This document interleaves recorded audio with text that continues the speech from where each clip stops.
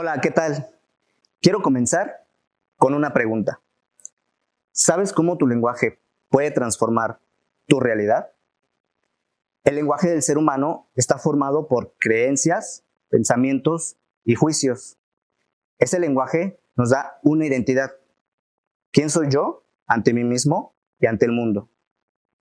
En la sociedad, a las personas con discapacidad se nos ve como limitadas no solo físicamente, también emocional y afectivamente. Se cree que no tenemos la capacidad de ser independientes y tener proyectos de vida como un empleo, empresa o familia. Se piensa que no podemos sentir emociones como el enojo. Irónicamente, se nos motiva a no sentir tristeza y echarle ganas. También se cree que no tenemos la capacidad de sentir placer o experimentar el erotismo. Me ha tocado en mi círculo más cercano de amigos y familia escuchar comentarios como: pobrecito, ¿qué va a ser de su vida? ¿Qué será de él en una silla de ruedas? Incluso hoy en día, familiares y conocidos se sorprenden que soy casado y tengo una familia. El resultado de esas creencias es que la realidad de muchas personas de este grupo vulnerable es el encierro, la exclusión, el anonimato, depresión y muchas otras cosas más. Según datos de la Organización Mundial de la Salud, somos más de 1.000 millones de personas en todo el mundo que vivimos con alguna discapacidad. Si bien en algunos casos donde el grado de discapacidad efectivamente no permite una independencia total, ya que la persona necesita asistencia para realizar algunas actividades, eso no debe interferir en la independencia de pensamiento, emociones y mucho menos la realización de metas y sueños. Hablábamos de la realidad que viven las personas con discapacidad. ¿Y qué es la realidad? Según Rafael Echeverría en su libro Ontología del lenguaje, la realidad es la suma de los hechos más nuestras interpretaciones. Interpretaciones que nacen de las creencias, de los juicios, de los pensamientos y de las conversaciones que tenemos. Si yo, por ejemplo, interpreto como verdad absoluta los comentarios que ponen en duda mi capacidad de crear proyectos de vida, mi realidad va a ser igual que la de la mayoría de personas con discapacidad, porque me voy a quedar en el lugar donde esos juicios y esas creencias me han puesto, en el lugar de víctima de las circunstancias. Con mi esposa, por ejemplo, tuvimos algunos obstáculos al principio de nuestra relación, porque su familia no aceptaba que anduviera con ella.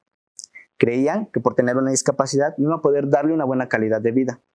Si nos hubiéramos quedado con esos juicios, hoy en día no fuéramos la hermosa familia que somos, no tuviéramos un negocio familiar y muchas metas y sueños por cumplir.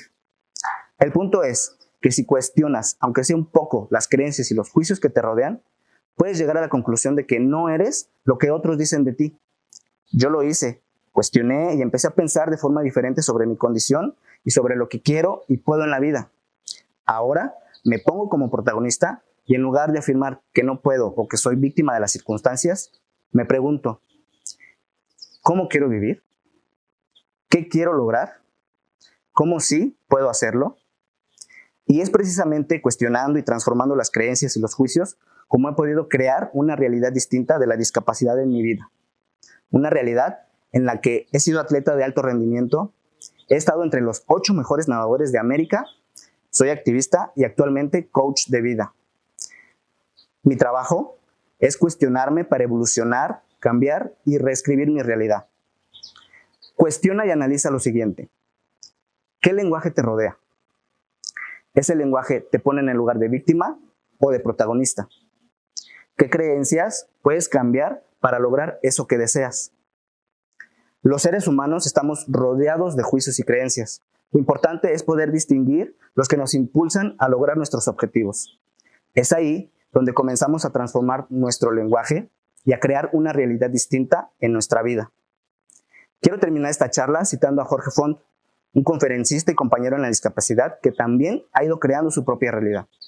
Él dice: lo importante no es lo que te pasa, sino el cuento que te cuentas de eso que te pasa.